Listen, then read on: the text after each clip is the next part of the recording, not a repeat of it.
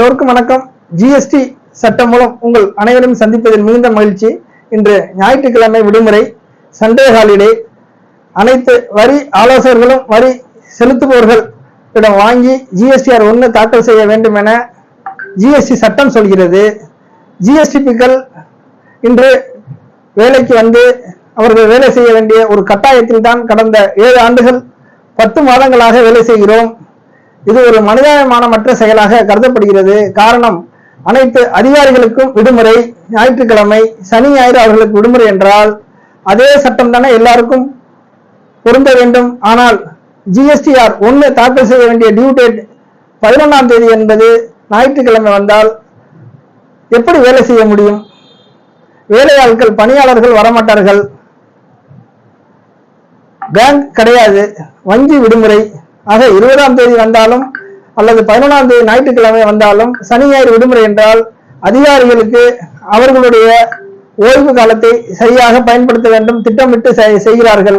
ஆனால் கடந்த ஜிஎஸ்டி சட்டம் இந்தியாவில் அறிமுகப்படுத்தப்பட்ட இந்த 8 ஆண்டுகள் வரப்போகிறது. கிட்டத்தட்ட 10,700 11,000 மாற்றங்கள், நோட்டிபிகேஷன், சர்க்குலர்ஸ், சேஞ்சஸ் என்று ஜிஎஸ்டி போர்ட்டல் மற்றும் சிபிஐசி வெளியிடுகிறது. ஆனால் தமிழ்நாடு மாநில சட்டத்தில் இது போன்ற எந்த விதமான ஞாயிற்றுக்கிழமையில் நாங்கள் வேலை செய்ததே கிடையாது. அதே போன்று லேபி 1 ரூபாய் கூட பணம் செலுத்தியதே கிடையாது.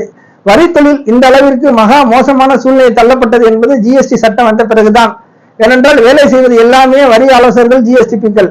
எந்த ஒரு அதிகாரியும் ஜிஎஸ்டி ரிட்டர்ன் போட்டு அதன் மூலமாக தொழில் நட்டம் அல்லது லேபி பணம் கட்டியதாக சரித்திரமே கிடையாது. குறிப்பாக ஜிஎஸ்டி போர்ட்டல் இன்போசிஸ் அவர்களுக்கு வரித்தொழில் என்ன என்றே தெரியாது. ஆனால் அவர்கள் ஸ்பெஷலிஸ்ட் ஒன்லி ஃபார் சாஃப்ட்வேர், அவ்வளவுதான். ஆனால் அவர்கள் வரும்போது சொல்லப்பட்ட பல்வேறு வாக்குறுதிகள் எதுவுமே தற்போது அவர்கள் நடைமுறைப்படுத்துவதே கிடையாது. மிகுந்த வருத்தத்தையும் பொருளாதார இழப்பை ஏற்படுத்துகிறது இந்த ஜிஎஸ்டி போர்ட்டல் இன்போசிஸ் வந்த பிறகு. நேரம் நல்லா இருக்கு என்று கிராமத்தில் ஒரு பழமொழி சொல்வார்கள். நேரம் நல்லா இருந்துச்சுன்னா விடிய விடிய கொள்ளையடிப்பாங்கிற கதையா. அதெல்லாம் ரொம்ப மோசமான ஒரு அணுகுமுறையாக தான் பார்க்கப்படுகிறது. ஏனென்றால் ஒரு தொழிலை இந்த அளவிற்கு மோசமாக கொண்டு வருவதற்கு ஜிஎஸ்டி போர்ட்டல் தவிர வேற யாராலும் முடியாது. ஞாயிற்றுக்கிழமை ஒரு மனிதாபிமானமற்ற செயலில் இறங்குவது, இதெல்லாம் தெரியாதா வேலை பார்க்குறவங்களுக்கு? ஞாயிற்றுக்கிழமை வச்சிங்கன்னா அடுத்த 2 நாள் கழிச்சு வைங்க, 1 நாள் கழிச்சு வைங்க. பழசுல டியூ டேட் 20ஆம் தேதி தமிழ்நாடு. ஆனா இப்போ 11, 9 நாளை குறைச்சிட்டீங்க. அதில் ஞாயிற்றுக்கிழமை குறைச்சிட்டீங்க. எப்படிங்க வேலை செய்யறது? இதெல்லாம் கொண்டுட்டு போங்க. வணிகர் சங்கங்கள் தான் கொண்டுட்டு போனோம், வரி ஆலோசகர் சங்கம் கொண்டுட்டு போனோம். காப்பாத்துங்க தொழில, சில்லறை வணிகத்தை காப்பாத்துங்க. ரொம்ப நன்றி. இந்த காணொலி பிடித்திருந்தால் லைக் செய்யுங்கள், மறக்காமல் ஷேர் செய்யுங்கள். நன்றி, வணக்கம். Pattukottai R Ramesh, GSTP. மீண்டும் அடுத்த காணொலியை சந்திக்கிறேன். ஞாயிற்றுக்கிழமை விடுமுறை எல்லோருக்கும் வேண்டும்.